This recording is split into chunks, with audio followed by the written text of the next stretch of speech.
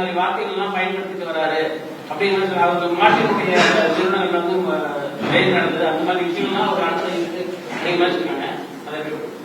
அது அவங்களுடைய கட்சி பிரச்சனை, அவங்களுக்குள்ளே தான் தீர்த்துக்கணும். அதை காங்கிரஸ் தேவையில்லாமல் அதில் போயிட்டு பேசுறதுக்கு ஒன்றையும் தேவையற்ற வேலை தான்.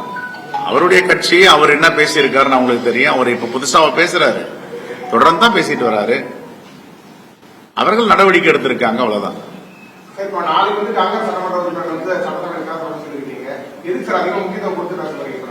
மக்களுடைய பிரச்சனை தான், தமிழ்நாட்டு மக்களுடைய பிரச்சனை. குறிப்பாக இந்த பெஞ்சல் சேதாரங்கள் நிறைய 18 சட்டமன்ற உறுப்பினர் தொகுதிகள்லாம் எல்லாத்தையும் சேர்த்து எங்களுடைய சட்டமன்ற உறுப்பினர்கள் பேசுவாங்க.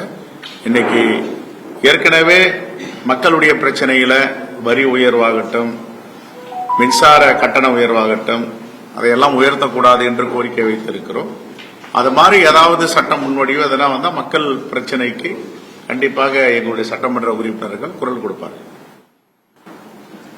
கடந்த 10 மாத காலமா வந்து முதலமைச்சர் நாடாளுமன்ற கடந்த 10 மாத காலமா சும்மா இருக்கு. இப்போ வந்து சட்டசபையில் தீர்மானம் நிறைவேற்றி நாடாளுமன்றாரு. அண்ணாமலை மத்திய அரசு வந்து பேசிட்டாங்க. இல்ல, இன்னைக்கு அண்ணாமலை சொல்றது வந்து எல்லாமே உண்மையா இருக்கிறதுக்கு வாய்ப்பு கிடையாது. இவங்க ஆதாரப்பூர்வமா எல்லாத்தையும் இன்னைக்கு சட்டப்பேரவையில மாண்புமிகு நீர்வளத்துறை அமைச்சர் எடுத்து வச்சிருக்கார், மாண்புமிகு முதலமைச்சர் சொல்லியிருக்கார். இந்த ஏலத்தை விடக்கூடாதுன்னு ஏற்கனவே கடிதம் எழுதியிருக்காங்க. அப்போ கடிதம் எழுதும் போது இவங்க எப்படி இந்த ஏலத்தை விட முடியும்? டெண்டர் எப்படி கால்ஃபர் பண்ண முடியும்? சரி, டெண்டர் விட்டு முடிச்சுட்டு என்ன சொல்றாங்க? அவங்களுக்கு டெண்டர் விடுறதுக்கு அதிகாரம் இருக்கு, ஆனா அந்த குத்தகையை கொடுப்பதற்கு மாநில அரசுக்கு அதிகாரம் இருக்கு, மைன்ஸ் ஆக்ட் பிரகாரம்ன்றாங்க. அப்படின்னா மாநில அரசு கிட்ட கேட்டுதானே செஞ்சிருக்கணும். அத மாநில அரசு எங்கேயாவது இதுக்கு இசைவு தந்திருக்கா? நீங்க டெண்டர் விட்டுக்குங்க, இல்ல இதை ஆதரிச்சு எதனா கடிதம் எழுதியிருக்காங்களா? அப்படிலாம் எதுவுமே கிடையாது. இதெல்லாம் ஆதாரமற்ற குற்றச்சாட்டு. அவர் சொல்றாரு, நாங்க கடந்த ஆண்டே கடிதம் எழுதியிருக்கோம், இது வேண்டாம், இது மக்களுக்கு எதிரானது அப்படின்னு சொல்லியிருக்காங்க. அதுக்கப்புறம் பிப்ரவரியில் ஒரு கடிதம் எழுதியிருக்காங்க. 10 மாதமா அமைதியா இருக்கீங்க, 10 மாதமா அமைதியா இருக்கீங்கன்னா 10 மாதம் நடவடிக்கை எடுத்திருக்காங்களா அவங்க?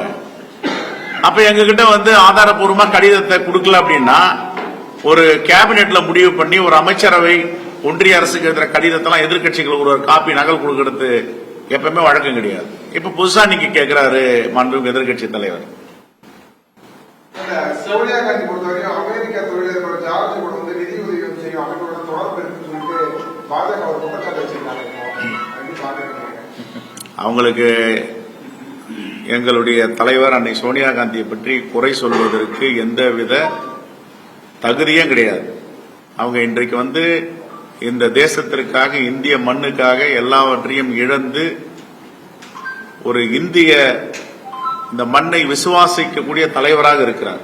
அவருடைய காலத்தில் தான் உணவு பாதுகாப்பு சட்டம், கல்வி உரிமை சட்டம், தகவல் அறியும் உரிமை சட்டம் என்ற பல திட்டங்களை கொண்டு வந்திருக்கிறார். இதெல்லாம் வந்து பிஜேபி தலைவரால் சிந்தித்து பார்க்க முடியாது. மக்களுக்கே அதிகாரம், மக்களுக்கே அதிகாரம் என்று சொல்றத பிஜேபி என்னைக்காவது சொல்ல முடியுமா?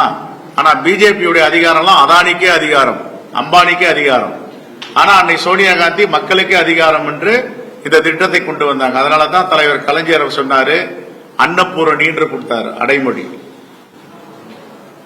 தியாக திருவிளக்கு அன்னபூரணி, இந்தியாவில் யாரும் பசியும் பட்டினியோடு இருக்கக்கூடாது என்றது உணவு பாதுகாப்பு சட்டத்தை கொண்டு வந்தவர் நான்.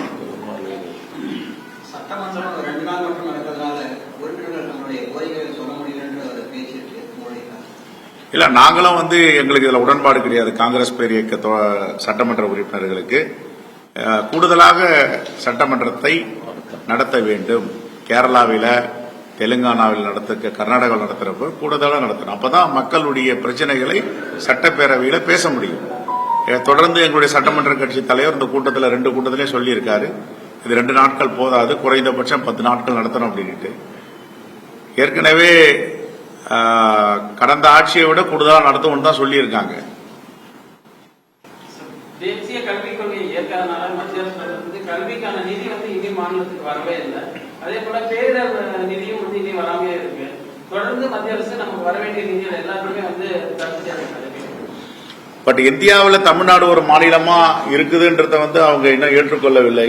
மோடியுடைய அரசு என்ன காரணம்னா, அவங்களுக்கு தெரிஞ்சதெல்லாம் பாஜக ஆளும் மாநிலங்கள் பீகார், ஆந்திரா, இது ரெண்டு தான் அவங்க கண்ணுக்கு தெரிகிற மாநிலங்கள். அவங்களுக்கு மட்டும்தான் நிதி ஒதுக்கீடு எல்லாமே. கடந்த ஆண்டு டிசம்பர் மாதம் இதே மாதிரி வரலாற்று பார்க்காத ஒரு பெருமழை, காட்டாற்று வெள்ளம், 39,000 கோடி கேட்டோம், ஒரு பைசா கூட கொடுக்கல. இப்ப இனிஷியலா 2,000 கோடி கொடுங்கன்னு கேட்டார் மாண்பு முதலமைச்சர், கொடுக்கல. அதுக்கப்புறம் 4,992 கோடி கேட்டிருக்காங்க, அதுலயும் கொடுக்கல.